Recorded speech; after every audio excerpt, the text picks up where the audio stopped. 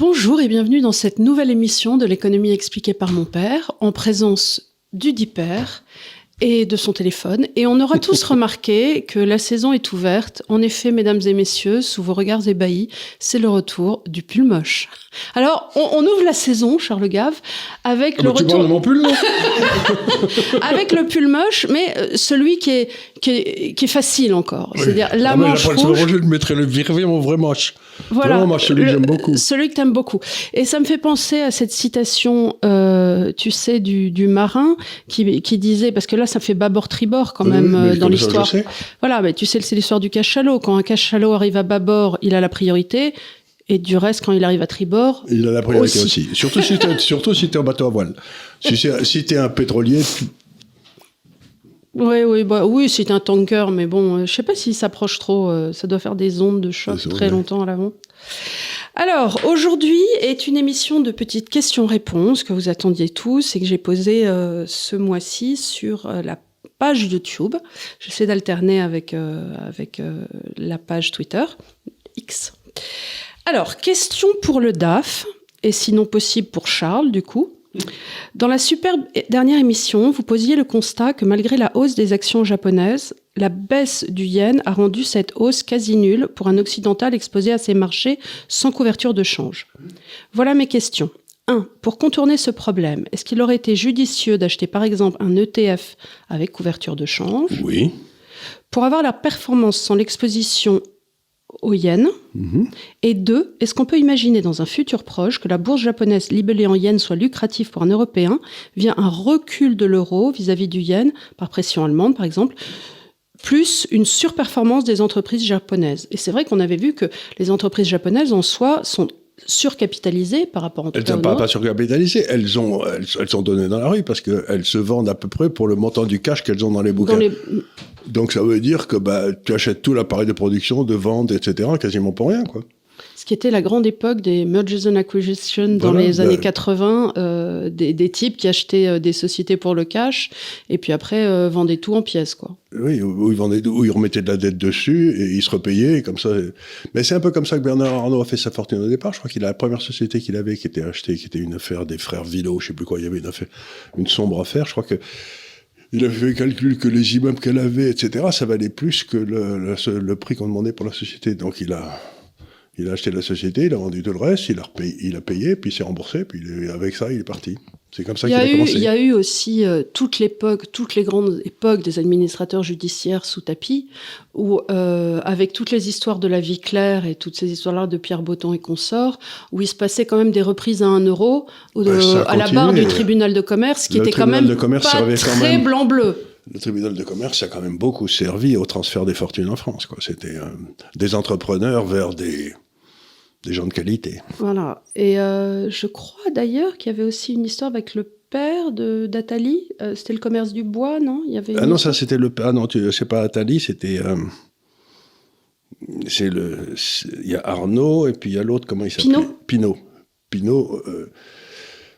C'était le commerce... Non, c'est Atali, tu as raison, c'est Atali. Il y avait une histoire?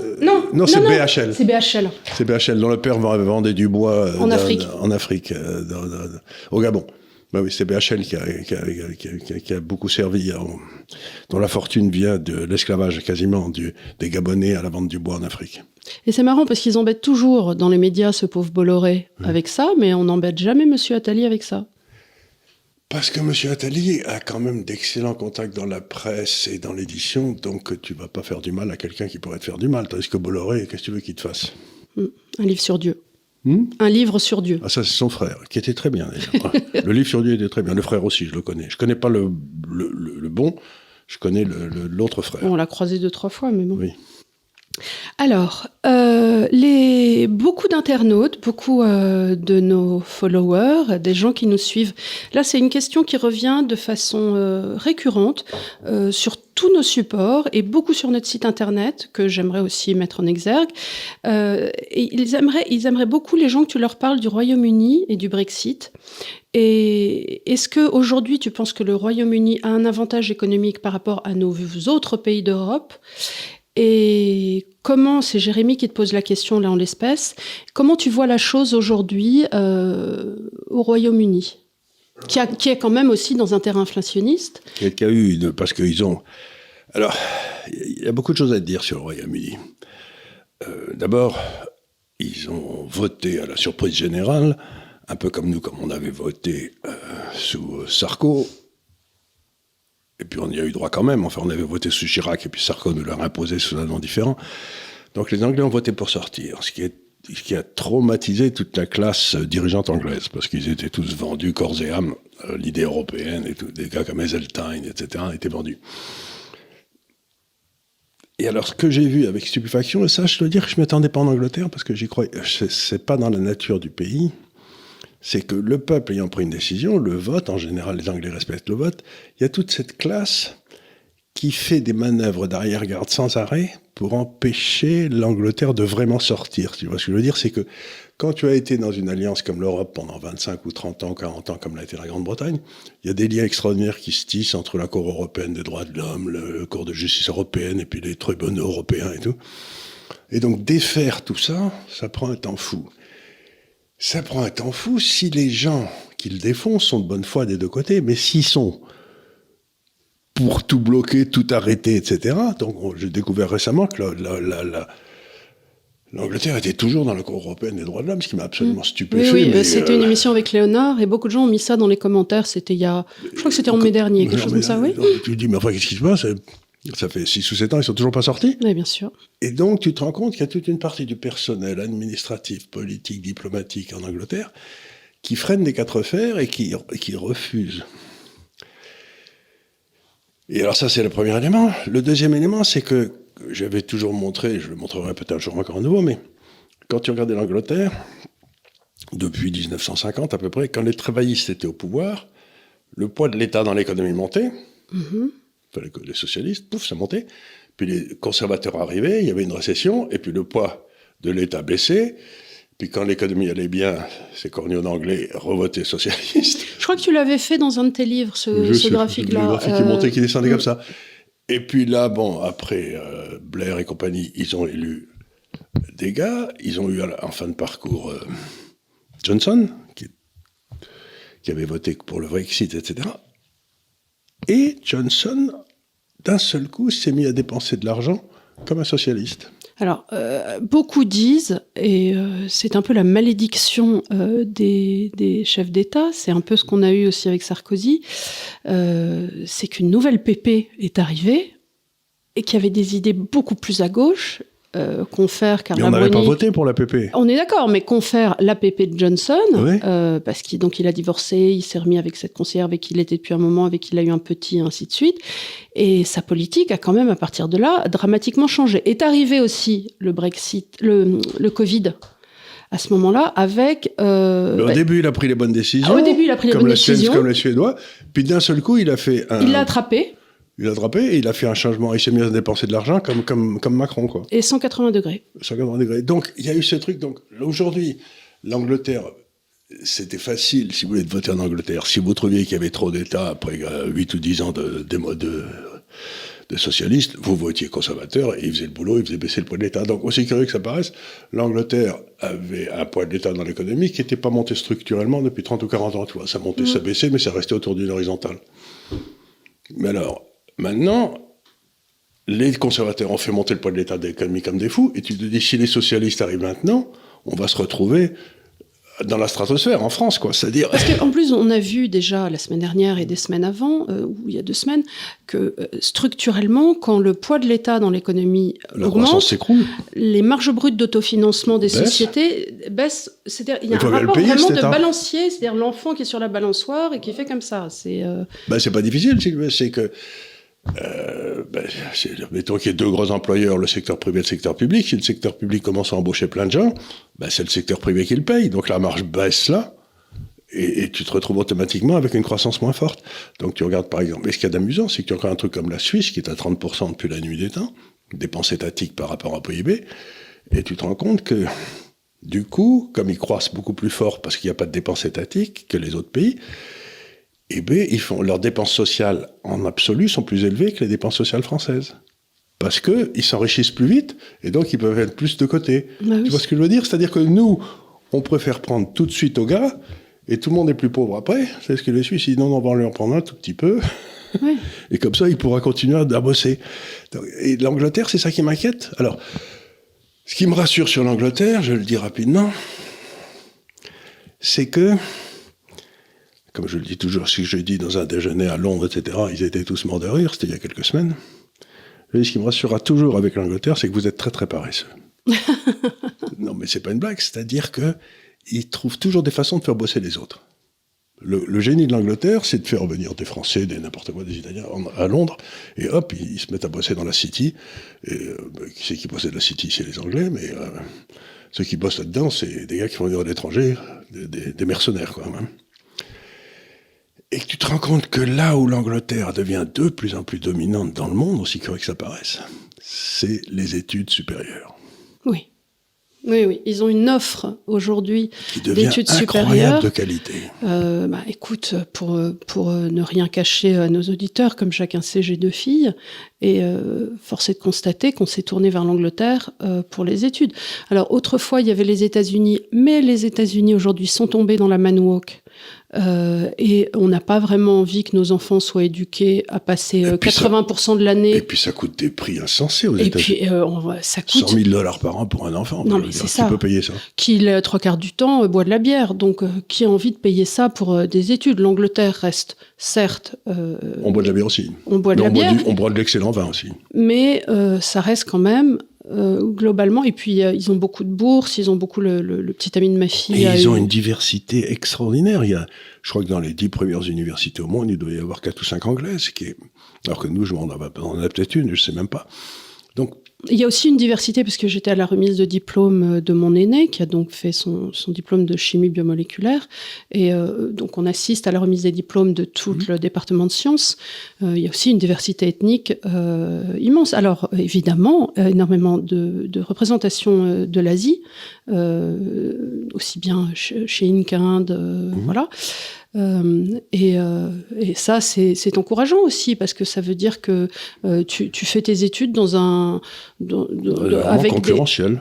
Oui. Y a pas et aussi bien, tu vas pouvoir aussi avoir des contacts plus tard avec des gens avec qui tu étais à l'université, qui seront en Inde, qui seront en Chine, etc.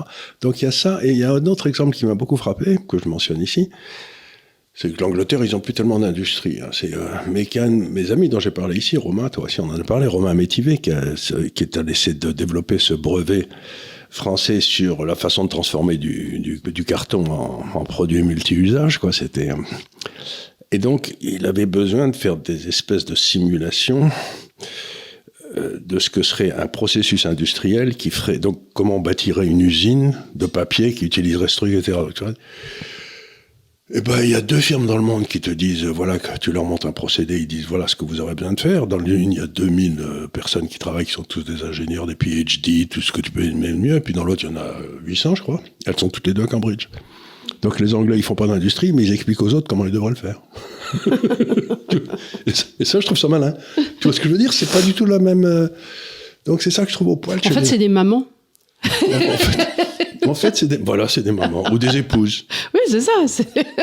Alors, ça, c'est ici. Ça, tu ne sais pas chercher. Ça, c'est vrai. Les hommes ne savent pas chercher. Ça, non, on peut regarder qu'un truc à la fois. Alors, écoute, très bonne transition. C'est une question sur une maman. Oui. Bonjour à vous tous, et voilà ma question. Cette question concerne ma maman qui possède des assurances vie qui ont été basculées à 100% fonds euros cette année par sa conseillère de banque. Très bien. Sans en demander l'accord à ma maman. Connaissant vos vidéos et sachant qu'il faut à tout prix sortir de cela, j'avertis ma maman et elle a parlé à sa conseillère qui lui a proposé une alternative en contrat d'assurance vie luxembourgeois. Est-ce possible que Charles nous donne son avis? Alors, attention, encore une fois, je le répète parce que vous êtes très nombreux à demander des conseils sur des ETF, sur comment il faut faire pour acheter des actions, tout ça. On a la réponse, mais on ne peut pas vous la donner. Voilà, donc je suis désolée, tournez-vous vers des gens comme Richard Détente ou ainsi de suite qui, eux, ont les accréditations parce que, encore une fois, le démarchage public demande un agrément auprès des autorités de marché. Charles ne conseille que les institutionnels et n'a pas ce pouvoir. Cela dit, là, c'est sûr. Je ne conseille que des gens, vous savez qu'il y a un langage qui sont des investisseurs avertis. Voilà. C'est-à-dire des gars qui ont passé leur vie dans les marchés, quoi. Voilà, en fait, l'autorité de marché, donc anciennement COB, SEC aux États-Unis et en France, l'autorité de marché, considère qu'il y a deux publics, les financiers avertis, que vont être les assurances-vie, les compagnies d'assurance, les institutionnels, banque de France et ainsi de suite, et les petits porteurs. Et à ce titre, le démarchage de petits porteurs et l'apport de conseils demandent un agrément auprès des autorités. Vous devez avoir une carte et vous devez passer un examen pour ce faire. Je suis sûr que je le raterai. C'est un peu comme un code de la route, à dire vrai. Oui, mais si on me demande quel est le placement sans risque, je vais répondre, je sais pas... je serais obligé de répondre des obligations françaises. Mais... Non, mais c'est-à-dire que tu as aussi un code de déontologie, un petit peu comme pour tout démarchage, ce que l'avocat aussi, auquel l'avocat, par exemple, doit se plier. Et il est normal aussi, je trouve, à partir du moment où on s'adresse à la légitime veuve de Carpentras, que cette dernière, qui va avoir un petit capital de 1 000, 3 000 euros, 4 000 euros de côté, soit protégée, parce que sont des gens... ils peuvent se faire voir parce qu'ils n'ont pas ni la compétence, ni le suivi, ni... voilà, donc il est normal que les autorités de marché soient là pour ça. Ce qu'on essaye de faire ici, c'est de vous aider à devenir presque, si vous le voulez, d'ailleurs vous pouvez, des investisseurs avertis. C'est-à-dire que vous-même vous réfléchissiez, vous-même vous cherchiez, vous-même vous prenez des décisions. Parce que c'est une chose de dire aux gens, vous n'êtes pas vraiment compétent, mais c'est une autre si la personne à travailler et se sent compétente, qu'elle prenne les décisions elle-même, de choisir d'acheter ce qu'elle veut, et ça, elle a parfaitement le droit. Alors, autre chose, je ne peux pas conseiller, mais je peux vous dire, si vous étiez intelligent, voilà ce que vous feriez. Et tout seul, sans moi. Cette question m'intéressait, parce que aussi des personnes de mauvaise foi sont allées raconter que tu prônerais la débancarisation. Or, ce n'est absolument pas vrai. Tu n'as jamais prôné la débancarisation. Jamais. Donc ici, cette question pose une question de est-ce qu'on se débancarise quelque part, est-ce qu'on sorte? Et moi, je pense, en tout cas de mon côté, qu'une assurance vie au Luxembourg me semble une très bonne idée. Très bonne idée. Et en dans plus, l'absolu. L'assurance vie au Luxembourg, la façon dont ça va se passer, si cette personne décide de faire ça, c'est sa décision, c'est que vous aurez une assurance vie qui sera logée dans une compagnie d'assurance au Luxembourg et qui sera ensuite mise en conservation en quelque sorte dans une banque. Et si vous imaginons la Société Générale. Imaginons la Société Générale. Et sur cette assurance vie à la Société Générale, vous pourrez peut-être emprunter de l'argent si vous voulez vous acheter un appartement au Luxembourg ou à Paris. Donc, c'est-à-dire que face à votre assurance vie, vous ouvrez une ligne de crédit. Voilà. Vous ouvrez une ligne de crédit. Et donc, à ce moment-là, vous vous retrouvez avec une ligne de crédit, mais qui est garantie par une assurance qui est là. Donc, c'est pas une mauvaise formule pour quelqu'un qui a besoin de s'acheter quelque chose en France ou n'importe quoi, parce qu'ils acceptent les prêts pour la France. Donc, et c'est parfaitement légal. Et ça, c'est parfaitement légal. Parfaitement légal. Et donc, imaginons que tu aies un gros capital d'1,2 million, 1,4 million. Ça va te permettre d'ouvrir une ligne de crédit à hauteur de 800 000 euros si tu as envie. 700 000, oui, pardon. 700 000. Ce qui prête à peu près 50% de la valeur. Écoute, c'est déjà pas mal et tu peux t'acheter... un joli pied-à-terre quelque part. Voilà. Non, mais c'est des choses qui sont faisables, ça, mais il faut quand même avoir d'abord une bonne banque, et puis ensuite mais en principe, c'est la banque au Luxembourg qui vous présentera sans doute 2 ou 3 compagnies d'assurance qui feront le boulot, en quelque sorte, qui assureront, et puis mais moi, je fais ça d'ailleurs, donc je le sais, et j'ai choisi entre 3 compagnies d'assurance, celle que j'allais prendre, voilà, c'est... Non, et puis c'est aussi... Alors, comment ça se passe en cas de... j'imagine que dans l'idée de donation au dernier vivant, ensuite, maman, si jamais tu venais à... C'est la fameuse blague que avaient des amis à vous, c'est... Quand l'un de nous deux mourra, j'irai vivre à la campagne. Oui, c'est ça. C'est la vieille blague, oui. Donc, quand l'un de vous deux mourra et que maman ira vivre à la campagne... Voilà. Et bien, à ce moment-là, tout passe aux survivants au dernier vivant sans succession. Voilà, sans droit de succession. Oui, c'est quand même important de le noter. C'est très important, très important. Parce qu'on parle de droit de succession aujourd'hui en France. Surtout entre vifs, je veux dire entre mari et femme, en principe, le droit de succession n'est pas très élevé, mais enfin, ça peut être élevé quand même. Oui. Donc, il y a toute une série d'astuces comme ça qu'on peut trouver. Qui sont légales. Qui sont parfaitement légales. Et il ne faut pas hésiter à les utiliser. Parce qu'encore une fois, on vous le dit souvent, c'est votre argent, vous avez du mal à le gagner noblement, en vous privant toute votre vie et en travaillant dur. Il n'y a aucune raison que l'État vous le prenne pour faire surtout ce qu'il fait avec. Voilà. Si encore il faisait des choses intéressantes, mais si c'est pour filer à des commissions Marlène Schiappa ou est-ce que je sais, ou pour filer à l'Ukraine sans qu'on ait rien voté, on se permet de se poser la question de est-ce que c'est bien raisonnable ? Sans aller dans un populisme crasse, on peut quand même se poser la question. Ouais. Gabriel Mamoumani te pose la question, est-ce qu'un krach boursier est forcément déflationniste ? Oui. Les banques centrales peuvent-elles espérer qu'à terme, leur politique de taux provoque une baisse des cours et ainsi un assèchement monétaire ? Pardon pour cette question très technique, mais je la trouvais intéressante, donc je l'ai posée. Bon, oui, un krach boursier, si vous voulez, c'est déflationniste. Alors, je vais essayer d'expliquer pourquoi. Les gens comprennent pas très bien, mais qu'est-ce que c'est qu'une hausse en bourse ? Imaginez la surface d'un ballon dans lequel vous soufflez. Tu vois, tu souffles dans le ballon, le ballon se gonfle et la surface augmente. Bien sûr.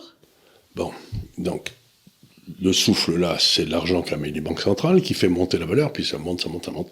Maintenant, imaginons qu'il y a un trou dans le ballon qui commence à se dégonfler. La surface du ballon va diminuer. Oui. Et la surface du ballon, c'est la capitalisation boursière.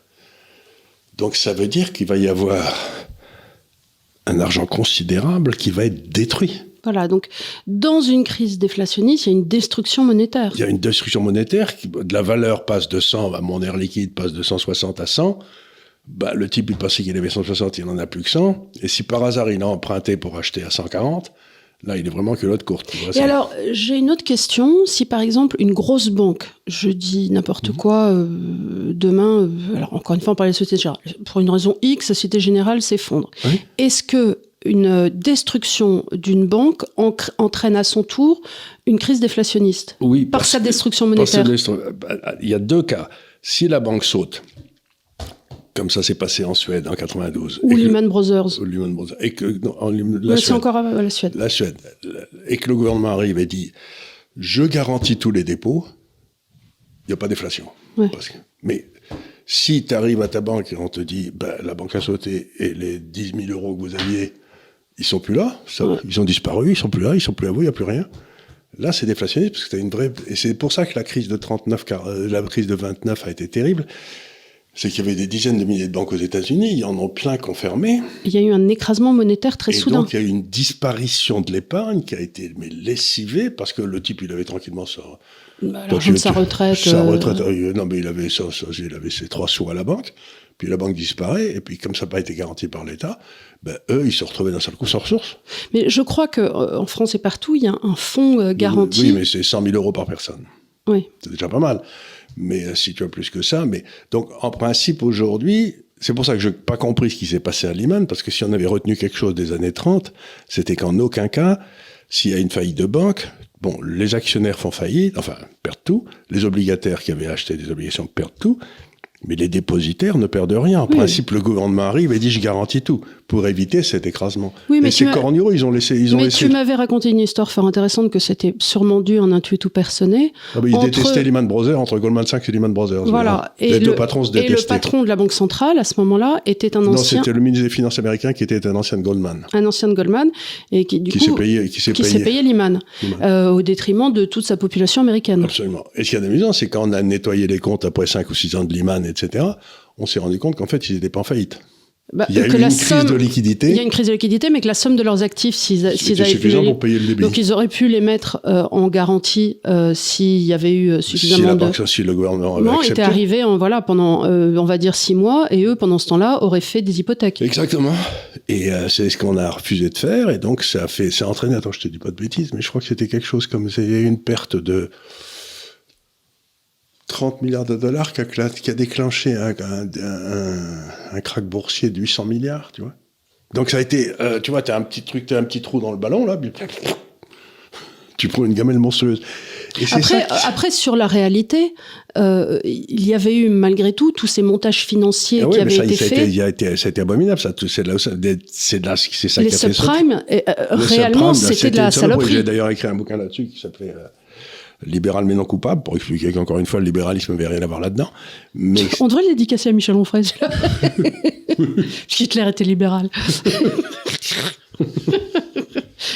Excusez-moi, je suis beaucoup pour l'humour de répétition. Quand un truc me fait rire, ça dure longtemps. Ce qui est tuant avec le libéralisme, si vous voulez, c'est que vous savez, c'est l'inversion du logos. C'est à peu près le seul qui soit sans crime.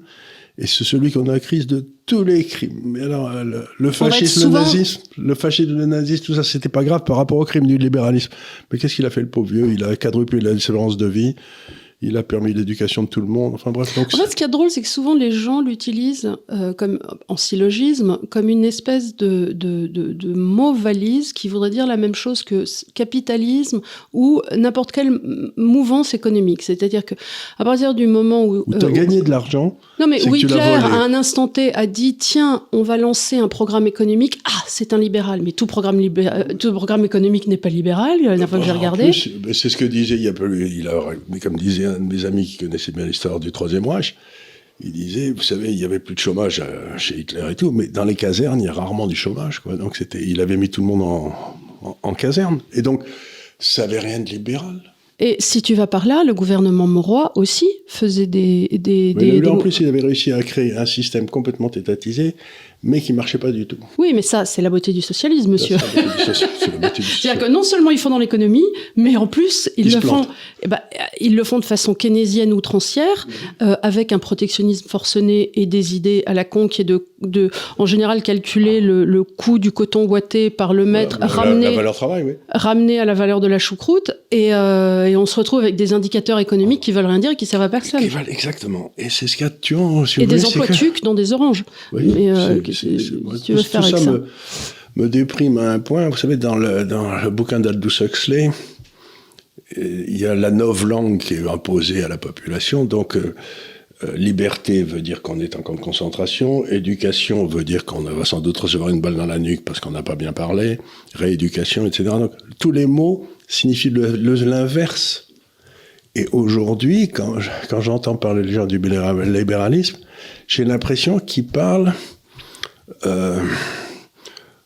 de la mafia en Sicile, tu vois, qui a pas mené à un très gros développement de la Sicile. Et donc je me dis, mais c'est extraordinaire, cette espèce de novlangue, d'inversion des mots.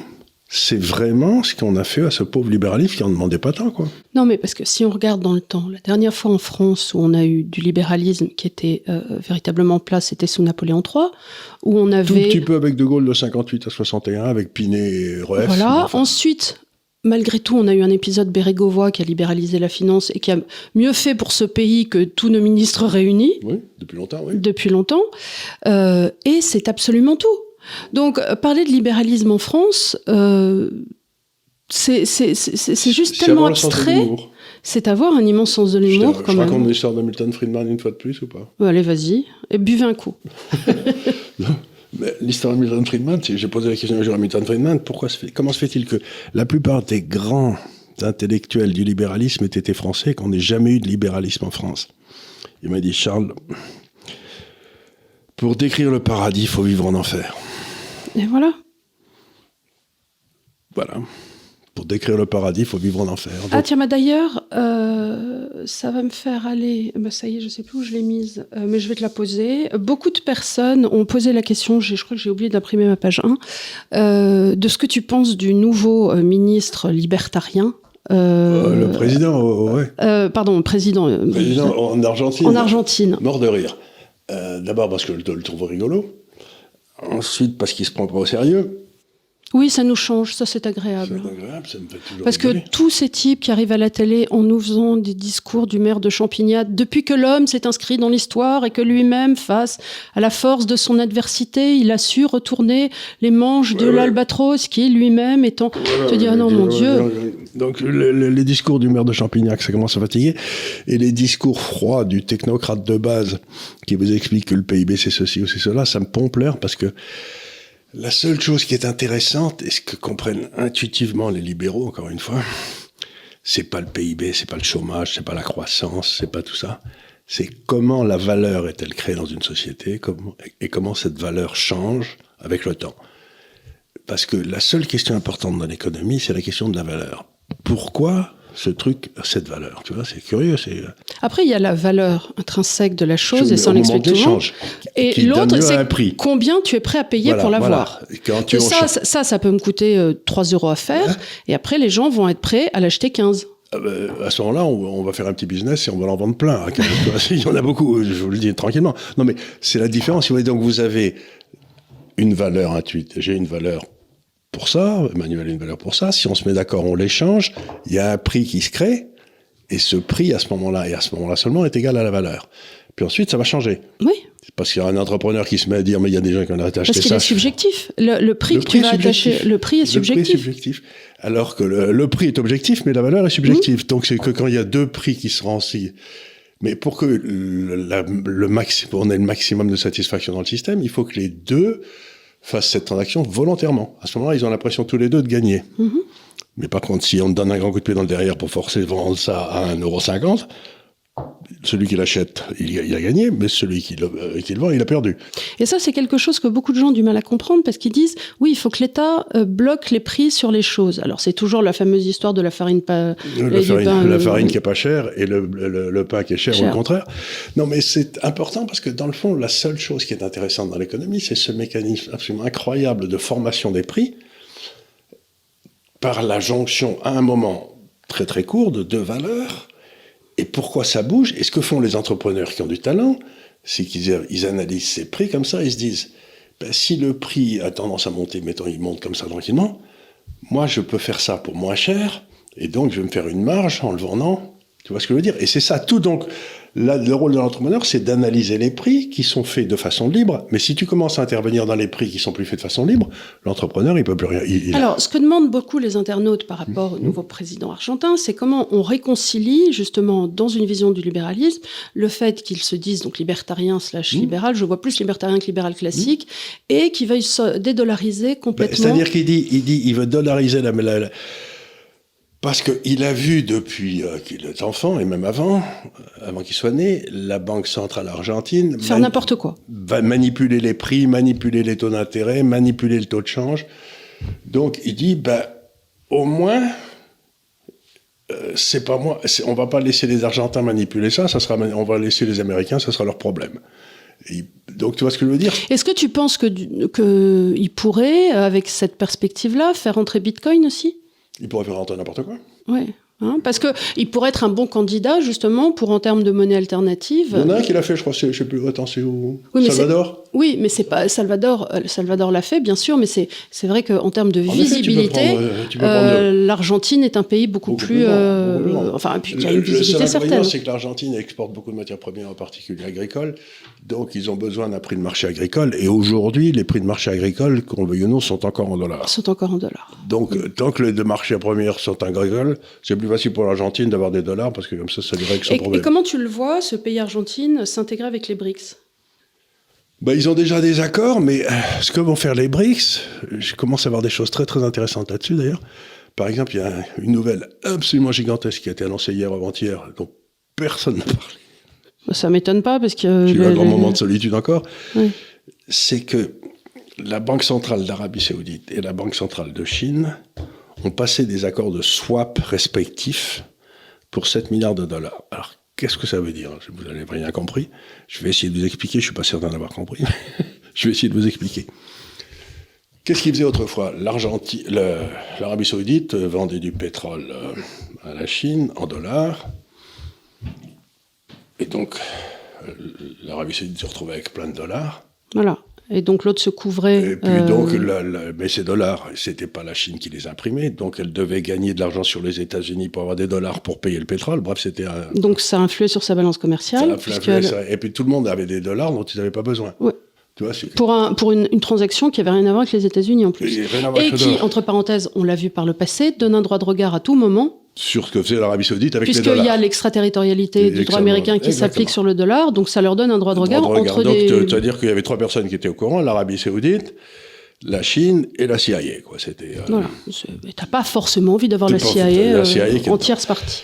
Donc, ils font des accords de swap. Ça veut dire que l'Arabie Saoudite prête 7 milliards d'équivalent monnaie saoudienne à la Chine, et la Chine prête 7 milliards de yuan à l'autre de l'autre côté. Tu vois, ils font des accords de swap comme ça. Et du coup, s'il y a des gars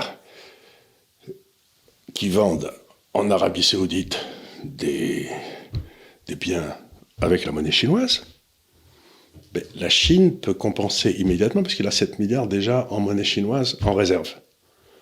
Et puis s'il y a des Saoudiens qui vendent des trucs, pareil. Donc ça veut dire que ça permet de court-circuiter le dollar.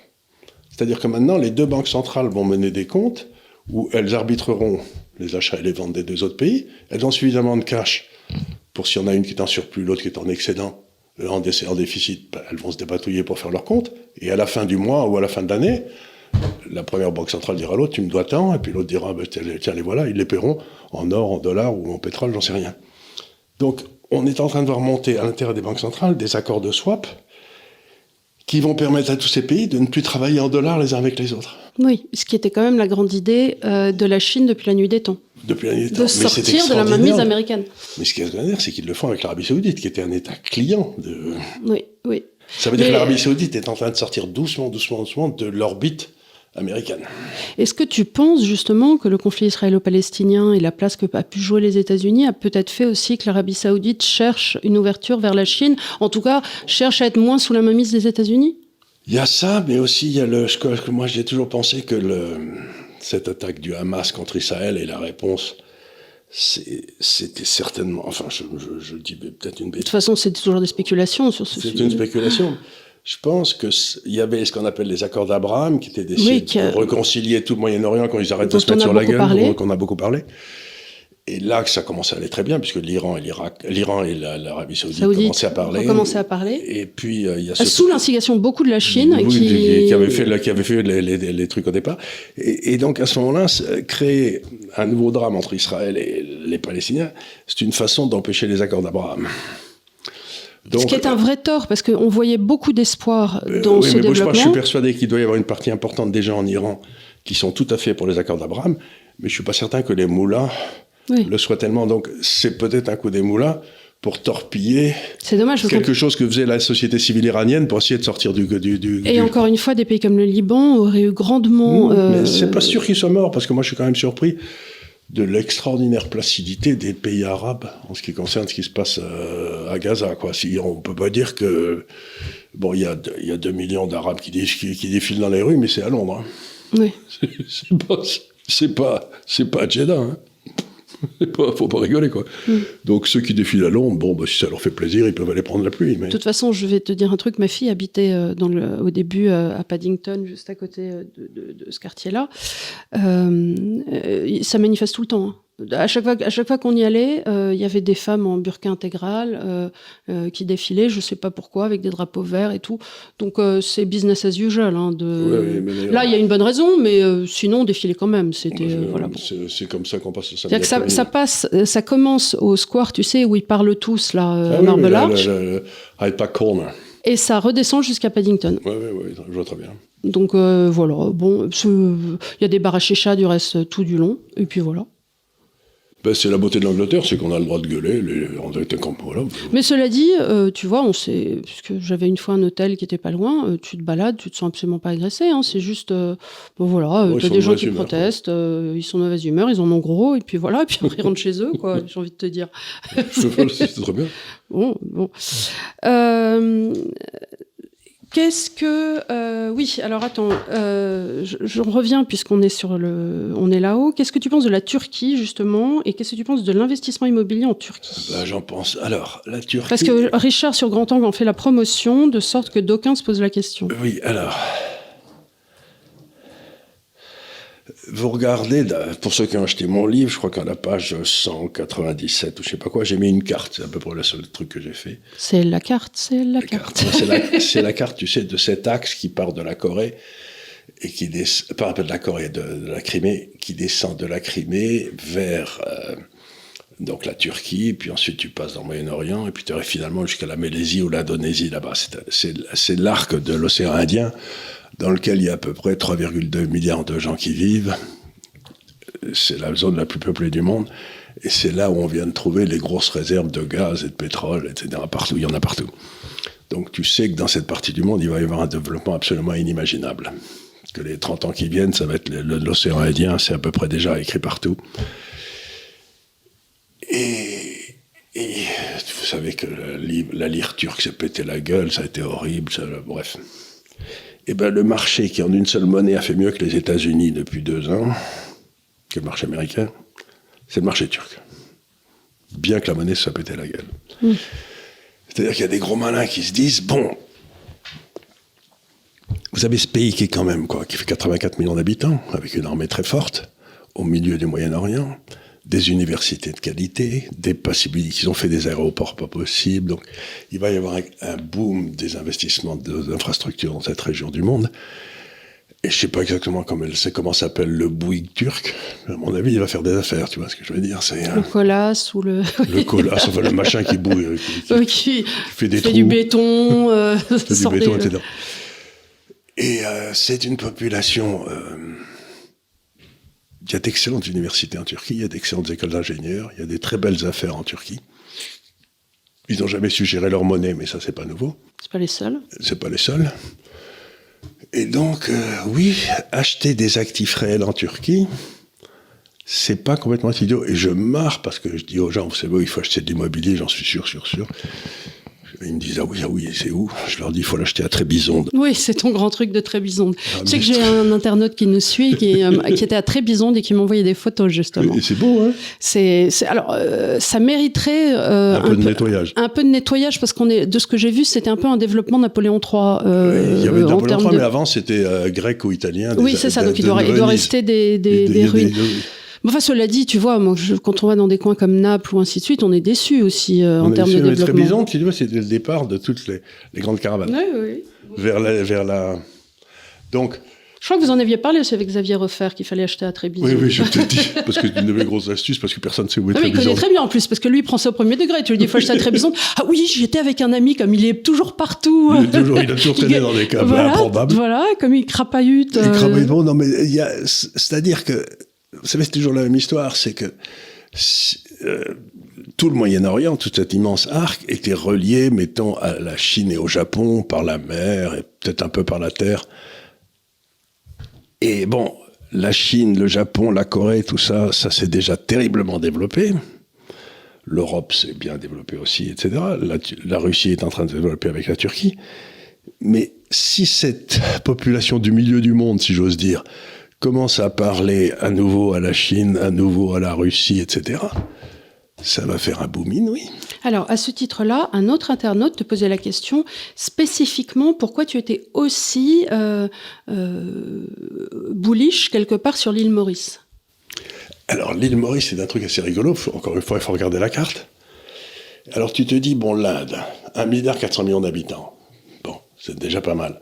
Mais tu te dis, bon, plaçons-nous dans 20 ou 30 ans. 40 ans, allez. Dans 40 ans, qu'est-ce qui va se passer? C'est que la population mondiale commencera à baisser, mais alors comme un caillou. Ça va être un effondrement de la démographie. Et le seul endroit où il y aura des gens jeunes et éduqués, c'est l'Inde. Petit aparté, mais comme tu sais, j'étais à Rome ce week-end pour ma cadette, qui est en ce moment à Rome, pour y vivre et y travailler.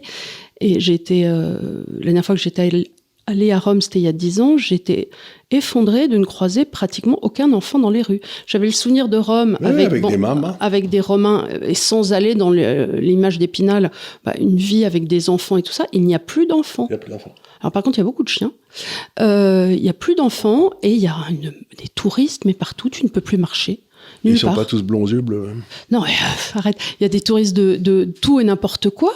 Mais tu te dis, les Italiens, ils sont où? Et il n'y a plus d'enfants. Il n'y a plus d'enfants. Et donc, vous pouvez regarder à partir de 2070 à peu près, bon, c'est demain en termes de démographie, la population mondiale va baisser entre 20 et 30% dans les 30 années qui suivent. Et donc, le seul endroit où il y aura une croissance démographique avec des gens bien formés, c'est l'Inde. Et alors, tu regardes, en descendant comme ça, et toute la côte est de l'Afrique, en descendant comme ça, où tu as tout le Tanganyika. Hein, et donc, il va y avoir des relations qui vont s'ouvrir entre tout l'océan Indien et l'est de l'Afrique, matières premières, tout ça, ça va boomer. Et tu as cette petite île au milieu, l'île Maurice. L'île Maurice. Qui est très jolie, en plus. Qui est très jolie. Et il y a l'Inde, aujourd'hui, l'Inde, c'est un pays assez protectionniste. Hein. Il a 2 lignes de paiement instantané dans le monde. C'est le premier avec Singapour, ce qui est compréhensible, parce qu'il y a plein d'Indiens à Singapour. Et le deuxième avec l'île Maurice. Donc, c'est bourré d'Indiens, l'île Maurice. Alors, ils avaient eu des problèmes il y a quelques années par rapport aux instances internationales parce qu'ils avaient été mis sur les listes de... Mais maintenant, ils sont OK. Maintenant, ils sont OK. Oui, mais parce qu'il y a eu certains Indiens, je crois, qui avaient fait des choses pas très cachères. Il faut dire les choses telles qu'elles sont. L'île Maurice, ça servait un peu de paradis fiscal à l'Inde. Voilà. Et ça va le redevenir. Et oui, mais alors, de sorte que les instances internationales les avaient mis pendant un temps sur des listes... Mais si je peux me permettre, les instances internationales de l'OCDE, oui. dans 5 ou 10 ans, ça intéressera personne. Non, mais enfin, toujours est-il que maintenant, beaucoup d'efforts a été fait et que les instances de gestion à l'île Maurice et les instances de contrôle aussi ont remis tout ça bien droit. Si tu veux parler à l'île Maurice, si tu veux parler à l'Inde, tu en parles de l'île Maurice. Si tu veux parler au Moyen-Orient, tu peux leur parler sans problème. Si tu veux parler à la Malaisie, à l'Indonésie, tu peux leur parler sans problème. Donc, ils sont au bon endroit au bon moment. C'est un peu un coup de peau, quoi. Oui, mais ça arrive dans les développements, j'ai envie de dire, aftalionesques, voilà. dont on avait déjà parlé, d'Aftalion. C'est-à-dire que, bon, quand vous avez le chemin de fer et que tout à coup, vous faites, je dis n'importe quoi, des téléphones, bah, tout à coup, on va avoir besoin de vos téléphones sur toutes les lignes de chemin de fer, enfin de télégrammes en l'occurrence. Ben, c'est exactement ce qui se passe, c'est que il y a des développements connexes au développement principal. Et c'était toute la théorie de Florian Aftalion. On va faire un aéroport, on va faire des aéroports, très bien. Mais bon, les gens qui travaillent comme des fous en Inde, ils vont peut-être vouloir aller à la plage, quoi, dans un endroit agréable. Ils en ont en Inde. Oui. Mais ils en auront peut-être aussi à l'île Maurice. Oui, parce que c'est vrai que l'île Maurice aussi a un développement touristique qui a été fait aussi en partie avec la France, avec une qualité de service. Si tu veux, juridique sûr. On va me prendre pour l'Office du tourisme de l'île Maurice. C'est un séjour juridique sûr, c'est à moitié français, à moitié anglais, donc on y bouffe bien, les golfs sont intéressants, tu vois ce que je veux dire, donc toute une série de raisons, quoi. C'est pas... Je crois qu'il y a l'aéroport, enfin, je veux dire, c'est assez facile d'accès. Et ce qui est rigolo, c'est qu'alors personne n'est de l'île Maurice, ils se dépatouillent tout seul, et ça, c'est très prospère. Puis il y a de l'autre côté du bras de mer, là, vous avez la Réunion, que la France subventionne abondamment, et qui marche pas du tout. Mais tu sais, c'est horrible à dire, mais il y a exactement la même chose entre Punta Cana et Haïti. Oui. Pareil. Et Punta Cana, en fait, j'ai appris que le développement s'était fait en grande partie sous l'impulsion de Julio Iglesias, qui à l'époque avait acheté une partie de l'île, avait fait le développement de l'aéroport et ensuite s'est greffé là-dessus tout un développement touristique qui aujourd'hui devient absolument hallucinant, des hôtels, des constructions, ils ont défriché des endroits pour faire des resorts absolument formidables. Et en face de ça, il y a Haïti, avec une corruption horrible. Ces pauvres Haïtiens que l'on retrouve à New York, être chauffeurs de taxi. Dans le meilleur des cas, quand ils ont pu se barrer. Quand ils ont pu se barrer, sinon qui crèvent de faim, et qui a donné lieu à des corruptions absolument phénoménales dont les Clinton n'ont pas été exempts. Alors que on avait envoyé des aides internationales qui auraient dû normalement remettre ce pays d'aplomb. Et ils ont exactement les mêmes conditions climatiques et touristiques qui pourraient permettre, ce qui fait que beaucoup d'Haïtiens viennent aussi à Punta Cana pour pouvoir y travailler. Donc c'est drôle. On sous-estime toujours l'importance du... c'est pas simplement des ressources naturelles, il faut aussi qu'il y ait une espèce d'affection sociétatiste, que les gens aiment travailler les uns avec les autres, qu'il y ait quand même une solidité du droit de propriété, qu'il y ait des entrepreneurs qui veuillent bien se casser la nénette, comme l'a été Iglesias. Et donc, c'est que le développement, c'est pas garanti, quoi.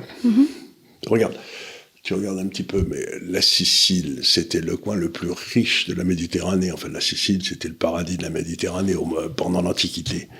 Et aujourd'hui, c'est devenu une espèce de gros... Moi, la Sicile, j'étais extrêmement déçu. Moi aussi, c'était un gros dépotoir. Taormina et compagnie, pardon, mais...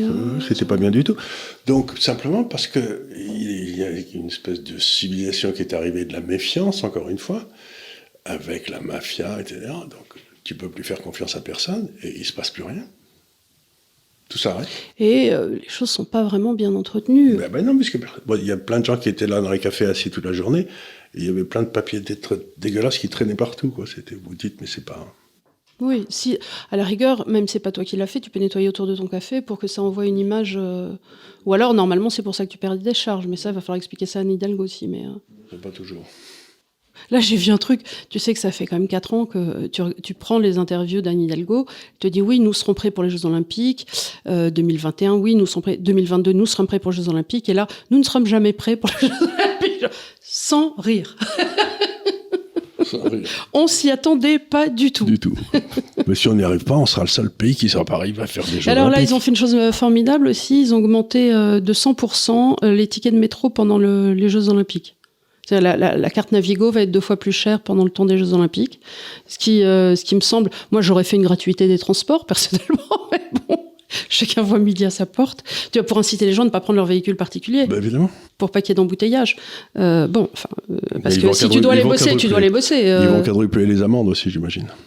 Oui, ou alors ils vont simplement permettre aux véhicules, commençant par un numéro impair, les jours pairs, oui, 75, quand c'est en montée. Oui. Voilà, et simplement s'il y a des renards. Qu'est-ce que tu penses que deviendraient les 10 valeurs du portefeuille idéal si les BRICS les excluent de leur marché ? Ils le feront jamais. Ils le feront jamais. Parce que vous n'allez pas exclure Air Liquide, arrêtez. Vous avez besoin d'hydrogène, vous avez besoin de gaz médicaux, vous avez besoin de tous ces trucs-là. Donc, avant que vous inventiez un moteur liquide, il fera chaud. Le Ricard, vous avez besoin de prendre une cuite comme tout le monde de temps en temps. Je veux dire, autant se tourner vers du bon produit. Du bien produit fait de chez nous. Si j'ose dire, les hôtels, les gens, il faudrait bien qu'ils soient là. Donc, la plupart des trucs qui ont été faits, ce ne sont pas des valeurs françaises. C'est des valeurs qui sont locales partout. C'est ce que j'ai expliqué. Il faut acheter des valeurs qui sont locales partout. Pas des valeurs qui produisent à gauche et qui vendent à droite, parce que ça, tu peux te faire coincer par le protectionnisme. Mais si tu as une valeur, je sais pas, Air Liquide, Schneider, etc., les gens savent même pas que c'est français, tellement ils sont implantés localement. C'était le patron de Schneider qui avait failli louer ma maison à Hong Kong et qui disait que lui, il avait 65% de son chiffre d'affaires en Chine. Je crois qu'il s'appelait Tricoire. Et il avait décidé qu'il allait gérer sa boîte à partir de Hong Kong, parce qu'il disait, qu'est-ce que je vais foutre à Paris ? C'est 65% de mon chiffre d'affaires à Hong Kong et 5% à Paris, à quoi ça sert ? Et donc, tu te dis, mais c'est ça qu'il faut avoir dans les portefeuilles. Parce qu'aujourd'hui, ça boome en Asie, ils seront en Asie. Demain, ça va boomer en Amérique. Après-demain, ça sera en Amérique latine, ils seront en Amérique latine. Tu vois ce que je veux dire ? Ils sont locaux partout. Parce que ces 10 valeurs ont une caractéristique commune, c'est qu'elles sont locales partout. Voilà. Donc, il ne peut rien leur arriver. Enfin, je pense. Et alors, pour la dernière question, bonjour, dans votre dernier livre, que si vous n'avez pas acheté, je vous tape dessus. Exactement. La vérité vous rendra libre, qui est ici. Vous dites que l'inspection des finances françaises a détruit l'outil Bundesbank qui permettait aux États européens de ne pas être violentés par les États-Unis. J'aimerais mieux comprendre le lien entre la création de l'euro et le rôle de l'inspection des finances françaises. L'inspection des finances françaises... Trichet, malédite Trichet. Voilà. Quel est le rôle que Trichet a joué dans le processus de destruction de la Bundesbank ? Alors, je crois que Trichet s'est fait avoir comme un bleu. Et j'ai mis 10 ans à le comprendre, donc je peux pas le vouloir, tu vois, c'était... Il faut bien comprendre que les États-Unis contrôlaient la monnaie mondiale. Et quand tu contrôles la monnaie, quelque part, tu contrôles le taux de change, tu vois, c'est bon, et tu contrôles le taux d'intérêt. Oui. Et le taux d'intérêt, c'est le prix du temps. Oui. Tu le dis tout le temps. Je le dis tout le temps, c'est le prix du temps. Et dans les années 70, ils ont fait n'importe quoi. Ils ont amené le prix du temps sur la monnaie américaine à 0. Et à ce moment-là, le dollar s'est écroulé. Et tout le monde s'est précipité vers les obligations en Deutschmark. Parce que les Allemands, il y avait M. Karl Ottopel. Il fallait pas rigoler, c'était un bon Prussien. Et il a dit, moi, je ne baisserai pas mes taux d'intérêt. Il a maintenu ses taux d'intérêt. Le Deutschmark est monté. Toute l'épargne du monde est allée. Ce qui fait que de 70 à peu près à 2010, 2012, ça fait 40 ans, le prix du temps n'était plus contrôlé par les États-Unis, mais par la Bundesbank. Donc, ça nous donnait une arme de négociation formidable avec les Américains. Ils ne pouvaient pas faire n'importe quoi avec leur monnaie. Parce que dès qu'ils faisaient n'importe quoi, paf, tout l'échange. Tout le monde se précipitait sur le Deutschmark ou le franc suisse, et c'était terminé. Les Américains étaient obligés de se coucher. Donc, ce qu'il fallait, c'était détruire la Bundesbank. Qui était quelque part, à l'inverse de ce qu'on peut imaginer, le gendarme du marché. C'était le gendarme, celui qui a empêché les Américains de devenir fous. Mais la beauté de leur puissance. De leur puissance. De forcer les gens à avoir leur dollar, même s'ils n'en voulaient pas. Mais la beauté de la Bundesbank, c'est que ces couillons d'anglais, si je peux me permettre, en 1945, quand on a rebâti l'Allemagne, avaient exigé que la Bundesbank soit constitutionnellement indépendante du gouvernement. Parce que la Bundesbank avait financé l'effort de guerre de Hitler. Moi, je trouve ça bien que la banque soit indépendante du gouvernement. Oui, on trouve ça bien, oui. On trouve ça très bien. Et du coup, si tu voulais te payer la Bundesbank, tu devais faire un changement constitutionnel en Allemagne. Et alors, si tu dis, et comme disait Delors, tous les Allemands ne croient pas en Dieu, mais tous les Allemands croient en la Bundesbank. Tu vois, c'était... Donc, si tu touchais à la Bundesbank, c'était la révolution en Allemagne. Et donc, la seule façon de faire sauter la Bundesbank, c'était de créer l'euro et de mettre des inspecteurs des finances français en charge de l'euro. Aspirant à devenir un Bundesbanker, c'est-à-dire... Oui, qui, à la première récession, boufferont leur culotte, mettront les taux d'intérêt à -5 ou je sais pas quoi, comme on l'a vu. Et donc, tu vas pas tuer la Bundesbank, elle existe toujours, mais c'est plus elle qui contrôle le temps, c'est la BCE. Et la BCE est aux ordres des Américains. Ouais. Donc moi j'ai cru que la BCE c'était... Comme tout l'UE. Comme tout l'UE. Et donc moi au départ j'ai cru que cette histoire de l'euro c'était pour, et un petit peu, nous aider à créer un État européen, etc. Donc je poussais des cris parce que j'aime pas l'État européen. Mais en fait, pas du tout. C'était pour tuer la Bundesbank. Et ils y sont arrivés. Ils y sont arrivés. Et ces crétins de Français étaient fous de bonheur parce que du coup, les obligations allemandes ou les obligations françaises étaient aussi mauvaises l'une que l'autre. Oui, mais alors je me souviens très bien au début quand on est passé à l'euro que Louis Vincent disait toujours, oui, alors si on nous vend entre guillemets l'obligation allemande et l'obligation française au même prix, évidemment qu'on va quand même acheter de l'obligation allemande. Ça va sans dire, c'est ce qui s'est passé. Mais au bout d'un certain temps, les gens se sont dit, attends une seconde, c'est plus la Bundesbank qui gère les obligations allemandes. Non. C'est la Banque de France. Donc on va finalement plus avoir d'obligations du tout. C'est-à-dire que la seule chose qui maintenait une valeur dans les marchés obligataires du monde entier, c'était la rigidité de la Bundesbank. Mais à partir du moment où tu pètes la Bundesbank, il n'y a plus aucune amarre au marché obligataire. Tu as libéré une espèce d'immense bloc de glace, là, 200 000 fois le Titanic. C'est les marchés obligataires qui se mettent à flotter librement, mais ils sont pas d'encre, ils ont pas de... Et je regarde ça, et les marchés obligataires, c'est 150 000 milliards de dollars, c'est-à-dire 50% de plus que les marchés des actions. Et ils n'ont plus d'encre. Ils sont là, ils flottent, et c'est pour ça que je me dis, je sais pas trop ce que ça va donner, quoi. Et ce qu'essaye de faire la Chine depuis quelque temps, c'est de recréer une encre pour leur marché obligataire en Asie, c'est ce que j'ai essayé d'expliquer aux gens, mais c'est pas de la tarte, parce qu'en principe, il faut 20, 30, 40 ans pour les gens prennent confiance dans un marché obligataire, tu vois. Donc, si on résume la situation de l'Allemagne, on aura vu la semaine dernière, dans l'émission sur le Japon, que... Il faut se faire défoncer par le Japon. Que l'Allemagne se fait, comme tu dis, défoncer par le Japon sur le taux de change et les produits industriels. Ils n'ont plus la protection de la Bundesbank qui leur assurait quand même, dans un marché d'échange, de se trouver avec une marge financière, puisque les obligations étaient achetées... Ils empruntaient pas cher parce que tout le monde se précipitait parce qu'ils savaient que... Moi, quand je gérais de l'argent, ce que je faisais, c'est quand je comprenais pas ce qui se passait dans le monde, je comprends rien, je vais mettre mon fric en Deutschmark. Et je vais attendre. Ouais, je me souviens très bien quand j'étais petite, t'achetais du Deutschmark, tu disais bon allez, c'était voilà. Je vais attendre et puis au moins j'aurai la Bundesbank qui va me garantir que ça vaudra toujours quelque chose. Bien sûr. Mais c'est fini. J'ai plus d'endroit où aller me réfugier. T'as un peu le franc suisse, mais il est toujours surévalué. Donc d'abord le franc suisse, puis le franc suisse, c'est comme on dit, c'est un collector's item, il y en a très très peu. Ouais. Le Deutschmark, il y en avait beaucoup, c'est une grosse nation. Oui, bien sûr. Parce que le franc suisse, si tu veux, c'est sûr que quand tu achètes 6 milliards de dollars, tu peux pas tout de suite sur une position mettre 3 milliards en francs suisses. Tu peux pas donner des masses. Tu peux le faire à la marge. Tu peux le faire un tout petit peu. Donc tu mettais 10% franc suisse, 90% en Deutschmark. Et puis il y avait les Hollandais qui faisaient pareil. Donc tu pouvais te mettre un peu de Hollandais, tu pouvait te mettre un petit peu de... Il y avait des pays... Il y avait quelques pays. Et les limitrophes qui étaient à peu près raisonnables. Non, mais donc ce qui est important de te dire, c'est qu'aujourd'hui, le monde développé, le monde de l'OCDE, n'a plus aucun ancrage objectif sur ces marchés obligataires. Il n'y a plus personne qui te dit... Or, le marché obligataire est le marché qui te permet de voir le temps long. Voilà. Donc, ça veut dire que tu rentres dans une zone d'insécurité pour le porteur, incroyable, et pour l'assurance vie. Donc. Pour l'assurance vie, pour les sociétés d'assurance, les réassurances, qui permet d'avoir une visibilité. Et de garantir un risque en face. Voilà. Parce que tu peux pas mettre une épargne structurelle dans des coûts.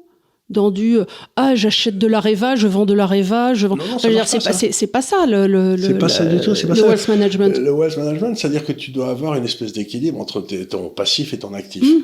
Donc, ton passif, c'est difficile à mesurer. Quel est le risque que tu prends si tu assures le port de Dunkerque ? Je sais pas trop, mais enfin, tu vois, et t'essayes de dire, bon, bah, ça, je souscris un contrat pour les 10 ans qui viennent pour assurer le risque de Dunkerque, donc je vais mettre en face des obligations d'État à 10 ans de la Bundesbank, parce que ça montait de 2 ou 3% par an en réel, donc ça allait.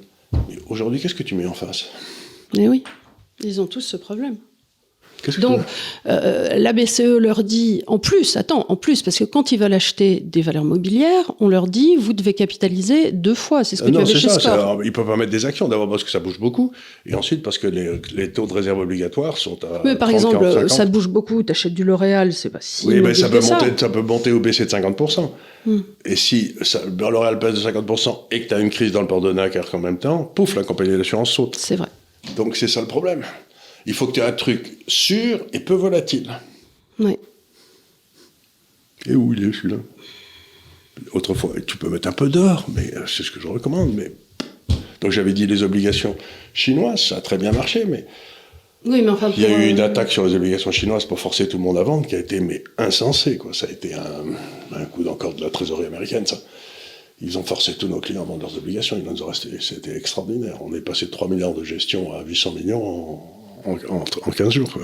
C'est horrible parce que c'était le travail d'Arthur ici, qui avait mis tout son bon cœur à faire ça depuis pendant 4 ans. 5 ans et tout. Et pam, des directives américaines tombent. Non, on dit, c'est pas tombé comme ça. Ils ont dit, on va attaquer Taïwan, donc vous ne pourrez pas récupérer votre argent, donc vous vendez tout de suite. Ils s'attaqueront jamais Taïwan. Jamais. Mais en attendant, les obligations sont parties. Oui, bah oui. Non, tu vois, je veux dire, c'est rageant de faire une analyse, de voir qu'elle marche, et de voir que tu es dynamité en 5 minutes par des articles dans le New York Times, quoi. C'est agaçant. Surtout par le New York Times. Oui, surtout qui est la voix haute de la CIA, quoi. Ouais. Donc voilà, ce que je veux dire, c'est qu'on est quand même dans une période curieuse où la plus grosse partie des marchés financiers, les marchés obligataires, sont sans ancrage objectif. Et sans personne dans qui les marchés obligataires ont confiance. On pouvait dire ce qu'on voulait de M. Carlo Teppel, et il avait un bon caractère, mais les gens avaient confiance en lui. Je vois pas le problème avec les gens qui ont mauvais caractère, franchement. Moi non plus. Ils sont des gens bien. Mais par contre, tu regardes Madame Lagarde, dès qu'elle parle, tout le monde s'écroule de rire. Madame Lagarde qui nous dit il y a 2 ans, je ne comprends pas d'où vient l'inflation. La masse monétaire avait multiplié par 5. Elle ne comprend pas d'où venait l'inflation. Je voyais un article la dernière fois qui disait que feriez-vous dans la peau de Madame Lagarde? Et un internaute répondait un bon nettoyage de peau déjà. Oui. Un bon peeling. Et j'ai vu que son fils avait tout perdu dans les bitcoins. Ouais. Eh ben, il faudrait que tu demandes à Anatole Kalansky où en est son fils. Son fils avait fait pas mal de galettes. Pas mal de galettes sur le bitcoin. Et il expliquait à son père que c'était un arriéré, du coup. Ce qui passait assez mal, on peut le dire. Oui, non. Anatole, il est tellement gentil. Voilà. C'est un bon garçon. Il faut savoir que c'est l'associé de Charles qui est aussi keynésien, que Charles peut être libéral. Donc nous avons littéralement l'alliance de la carpe et du lapin. Mais on s'entend très bien. Au sein même de la société Garcal. La carpe farcie, Galantofish. Qui honnêtement, it's an acquired taste, comme disent les Anglais. Voilà, si vous êtes invité chez des amis juifs à prendre de la carpe farcie, Eshkenaz, il faut mieux avoir piscine. Je préfère Pessard parce que là, tu as un bouillon et en fait, la grande idée, c'est les boules, les sortes de boules que tu as à l'intérieur. Ça va. Mais le Galantofish, faut pas. Faut vraiment pas. D'ailleurs, les juifs tunisiens le disent aussi, qu'il faut pas. Absolument. Non, mais il paraît qu'il y en a des bonnes. J'ai dû tomber sur les papels, on va dire. Ça doit être les carpes de poivre. Non, cela dit, de toi à moi, puisqu'on est sur le sujet, je trouve que j'ai pas une grande appétence pour les poissons d'eau douce. C'est souvent la chair est... Les petites perches du lac Léman, c'est pas mauvais. Moi, je trouve que la chair est flasque et souvent pas aussi intéressante qu'un poisson de mer. Mais bon, ça a des goûts et des couleurs. Voilà. Après, au travers du temps, on a fait avec ce qu'on avait dans nos réserves. Et nous, en France, on a été particulièrement chanceux d'avoir du poisson, de la viande, souvent des fruits et légumes sublimes. Mais voilà, dans ces coins où tu pouvais être en Pologne, en Hongrie, ainsi de suite, tu faisais avec ce que tu avais. Et c'était de la carpe, ma foi, c'était de la carpe. Oui, et tu étais déjà bien content de boulotter. Voilà, donc c'était un truc qui était intéressant, mais... Encore une fois, moi, je vous redis ce que je dis depuis un certain temps, c'est que j'ai suivi un certain nombre de règles toute ma vie. et qu'il y a un certain nombre de ces règles qui sont... Nous entrons dans des temps incertains. Ils étaient beaucoup moins incertains pour moi dans le temps qu'ils ne le sont aujourd'hui. C'est-à-dire qu'il y a des tas de trucs que je regarde, je me dis... Mais qu'est-ce qu'ils font et où ça va? Donc, Ont-ils même conscience de jouer avec ces grandes allumettes? Oui, c'est ça. Juste au-dessus d'un baril de pétrole. Oui, c'est bien raisonnable. Bien raisonnable. Je regarde ça, donc je dis... C'est pour ça que les gens peut-être sentent chez moi une espèce de malaise. Et que, voilà, j'essaye de vous aider à pas perdre d'argent, ce serait bien déjà, on en a gagné un peu. Déjà, je trouve que anticiper une période et savoir ce qui arrive, moi par exemple, je sais pas si tu vas chez le dentiste te faire arracher une dent, j'aime bien qu'on m'explique le protocole avant pour pouvoir anticiper dans ma tête la douleur ou le comportement. Voilà. Mais là, c'est difficile d'anticiper quoi que ce soit parce que par exemple, tout le monde regarde les taux d'intérêt, le dollar ou je sais pas quoi. Et le coup va peut-être partir du Japon, qui a une monnaie sous-évaluée. Et puis là, personne ne sera préparé. Personne. Nous, on le sait, ça y est, vous le savez aussi. Mais il est certain que je ne suis pas sûr que Bruno Le Maire soit au courant. Non. Ou Monsieur Villeroy-Gallo. Ce qui me fait très peur, encore une fois, c'est quand je gérais de l'argent, etc., je disais, bon, il va y avoir un pays sous-développé qui va faire faillite. Alors, je disais, tiens, ça va être la Pologne, ce coup-là. C'était jamais la Pologne, c'était le Mexique. Ou bien alors, c'était le Zaïre. Ou bien, tu vois ce que je veux dire? C'est-à-dire que tu percevais la tendance. Donc, il y avait des trucs qui se passaient qui me faisaient penser qu'il y avait quelque chose qui allait pas bien. Donc, je me disais, c'est un pays développé qui est en train de... Tu voyais les signes. Je voyais les signes, mais j'ai jamais trouvé le gars qui allait sauter ce coup-là. Oui, mais ça, tu l'as souvent dit, c'est pêché à la dynamite. Donc, on ne sait pas quel poisson va remonter. Encore une fois, on est très allégorie de poisson aujourd'hui. Oui. Tu ne sais pas quel poisson va remonter à la surface. Si ça va être un perche, Je me dis, le poisson qui devrait remonter à la surface, c'est la social-démocratie européenne qu'on ne peut plus financer. Voilà. Mais une fois que je t'ai dit ça, ça veut dire quoi? En tout cas, écoute, si tu regardes par exemple en termes de social-démocratie qui vivait pas mal de rendus, là on a l'Espagne. L'Espagne, quand même, là, est en train de se mettre sur la gueule quand même relativement copieusement, même si les médias font tout pour ne pas en parler. Je vous invite à acheter et à lire justement la revue Conflit qui a fait un superbe sujet sur l'Espagne pour votre gouverne, votre culture personnelle. Je crois que Léonard en a parlé aussi. Donc, social-démocratie. L'Italie va chercher, alors qu'on ne s'y attendait pas auprès de l'Europe, avec Madame Meloni, des prébendes ça et là. Et nous, ma foi... Et l'Allemagne ne va pas bien. Et l'Allemagne ne va pas bien du tout, pour toutes les raisons qu'on a vues. Et la France, on continue à se raconter des blagues. Et la France, ma foi, écoute, on va voir ce que ça va donner cet hiver. Mais tous les indicateurs OCDE qu'on a montrés, dont tu t'es servi, tendent à démontrer que nous allons vers une récession. Et effectivement, donc, une perte de qualité de vie. Voilà. Et une récession, mais on n'a plus les moyens de la contrer, puisqu'on ne peut pas emprunter. On peut plus emprunter, on ne peut plus accroître la masse monétaire, sinon ça relance l'inflation. Et si on relance l'inflation pour l'Allemagne, alors qu'elle est déjà pas compétitive face au Japon, c'est la fin des haricots. C'est la fin des haricots. Donc c'est ça, ce que je veux dire, c'est qu'il y a des tas...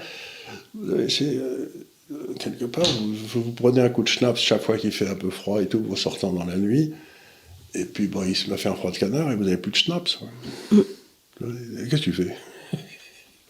Parce que tu vois, c'est ça qui m'embête, c'est que il y a des espèces de réflexes automatiques. Bon, s'il y a un déficit, s'il y a une récession, je vais dépenser plus pour relancer l'économie. Oui, tu vas relancer rien du tout. Mais là, le problème, c'est qu'il y a eu quand même 10 ans de gabégie incroyable de la BCE et que normalement, bien sûr, de concert, et que là, ils arrivent à l'extrême limite du précipice. Voilà. Et que donc, bien malin celui qui sait ce qui va se passer. C'est ce que disait ce bon MacMahon. La France était au bord du gouffre et nous avons fait un grand pas en avant. Quoi. C'est un peu l'impression que j'ai. Donc là, ce qu'on a, puisque tu cites... comment il s'appelle le coyote, là? Oui. Qui passe au-dessus de la falaise. Puisque tu cites MacMahon, là, on est en face de la BCE et le reste, littéralement, est se soumettre ou se démettre. Parce que là, la BCE... Oui, enfin bref. Tout ça, donc... il est urgent de ne pas avoir d'obligation en Europe. Quoi. Oui, ça... Voilà, c'est ce qu'on dit. Écoutez, merci beaucoup de nous avoir suivis. N'hésitez pas à nous mettre des pouces, tout ça. Acheter le livre si ce n'est déjà fait, l'offrir. le recenser sur les réseaux sociaux, parlez-en autour de vous, parce que c'est encore le bouche à oreille qui est le meilleur moyen, et puis parlez-en à votre libraire aussi, en lui disant « Tiens, j'ai lu un bouquin sympa, vous devriez le commander ». En tout cas, on est très contents jusqu'à présent du bouche à oreille que vous avez fait, parce que déjà, les ventes sont extrêmement bien tenues, et encore une fois, tous les bénéfices sont reversés à l'Institut des Libertés. Notre institut est une association donc, à l'état but non lucratif. Donc, et on doit se rapprocher de 5000 vendus, ce qui paraît-il pas mal. Voilà, pour un essai, écoute, c'est très bien. C'est pas la Chartreuse de Parme. C'est pas la Bible. Hein. Oui, c'est pas la Chartreuse de Parme. Non. La Chartreuse de Parme, elle en avait vendu 130 le premier jour. C'est vrai ? 130, le premier tirage, c'était 130. Un bide total. Oui, c'est la Chartreuse de Parme. Ou c'était le Rouge et le Noir ? Le Rouge et le Noir, un des deux. Je préfère le Rouge et le Noir que la Chartreuse, avec Julien Sorel. Je crois, Le Rouge et le Noir, oui, c'était... Oui, c'est ça. Moi, je préférais le Rouge et le Noir, mais après, chacun... Voilà, je ne suis pas critique littéraire longtemps. Je vous remercie encore de nous avoir suivis. On vous dit à la semaine prochaine et faites attention à vous. À bientôt. À bientôt. À bientôt.